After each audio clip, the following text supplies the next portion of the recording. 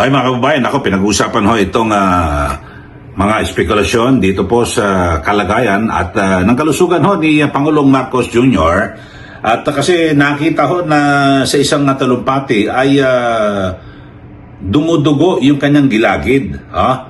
Pero siyempre, alam nyo naman sa social media kapag mga ganyan, agad na talagang magkakaroon po ng mga espekulasyon. Bakit ano nangyari?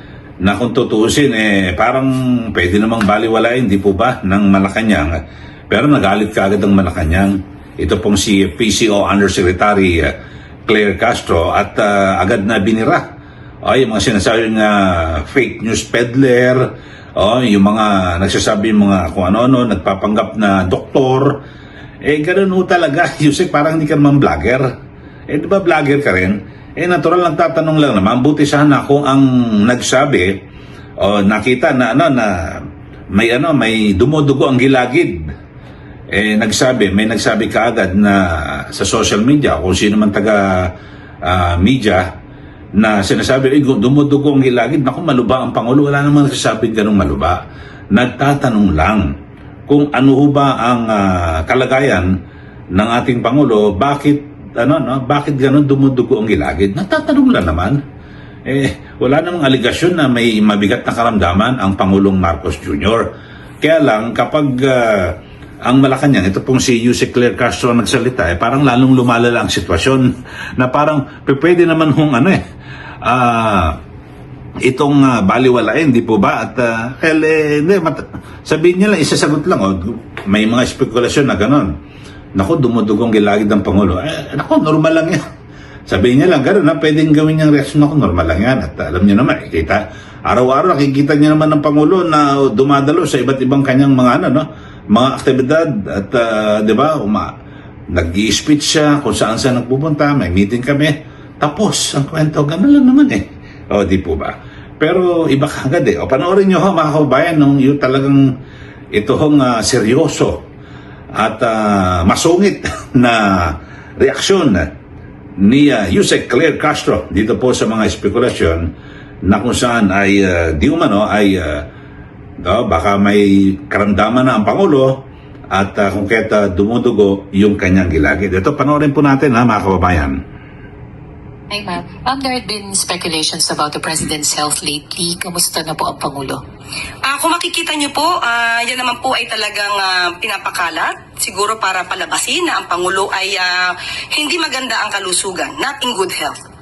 Mapapasin niyo po, siguro po kahit po yung mga media, halos araw-araw naman po ay nakikita ninyo ang Pangulo sa kanyang mga activities at sa kanyang pagsama dito sa alyansa. Maliban dyan ay mayroon pa rin po siya mga meeting, kasama po kami.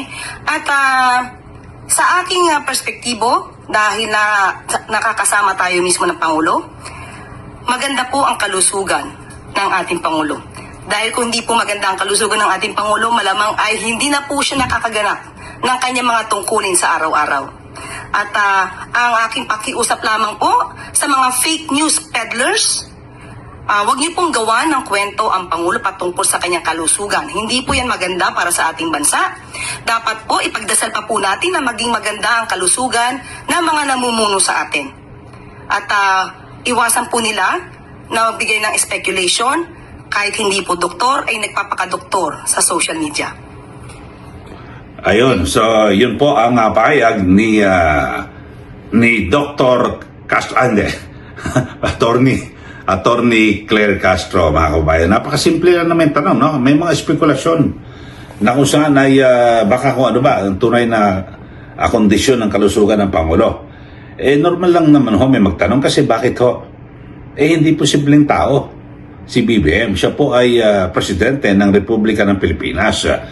At siguro naman ay may katwiran o may karapatan din ang mamamayan na magtanong ano ba kondisyon ng Pangulo. Di po ba? Pero simple lang naman ang sagot Ay, naku, okay naman ang Pangulo Araw-araw nga nakikita nyo dumadalo naman sa iba't ibang mga event. Meron siya may mga speaking engagement di ba? Nagtatalumpati. Tapos na ho yun. At, di ba? Kasi sa panahon noon ni dating Pangulo Duterte, ayan napakadalas na talagang biglang yung spekulasyon ganyan, naku, may nangyari sa dating Pangulo, may sakit, malubhang sakit, mga kababayan, pero hindi naman nagagalit ang Malacanang noon. Sa katunayan, pag may mga ganyan na talagang lumalakas po yung mga espekulasyon, yung mga inaanala, ano ba nangyari sa Pangulo?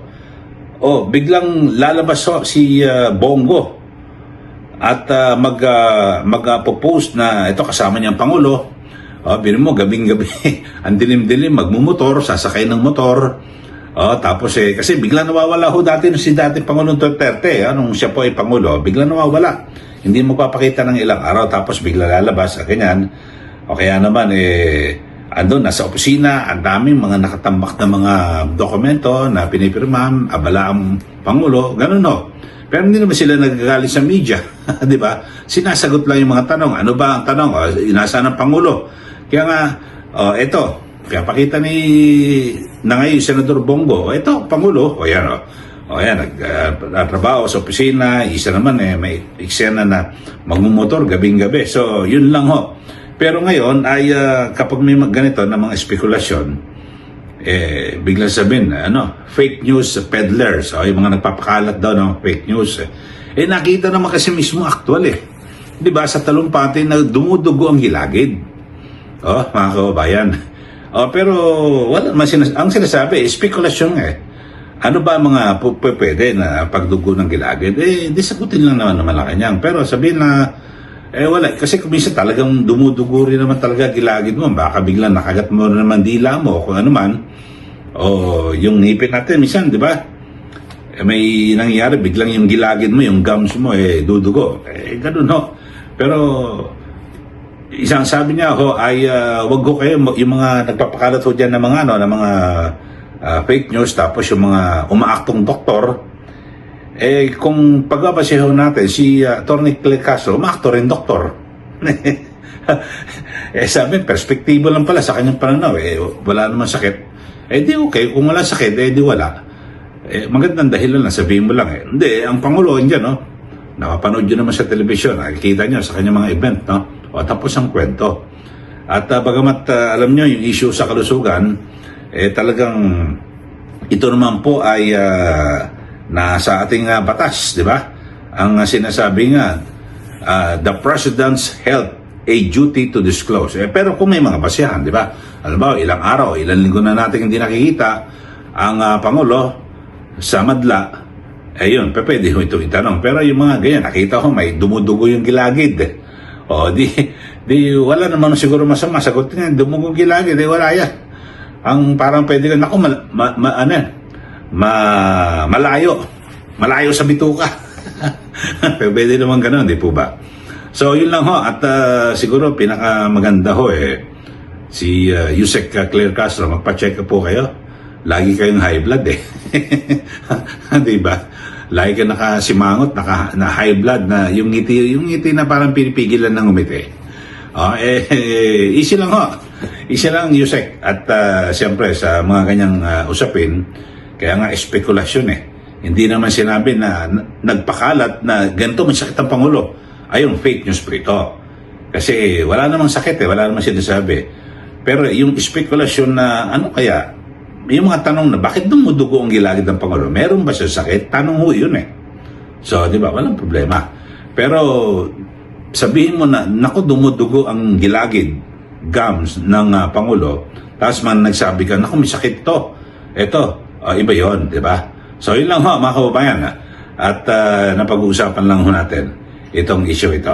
Okay, sa mga hindi pa ho nakapag-subscribe, subscribe na po kayo dito po sa ating YouTube channel at para kayo ay updated sa ating mga komentaryo, mga pagtalakay sa mga mainit na issue. Maraming salamat po muli. Ito po si Kylie. Magandang araw po sa ating lahat.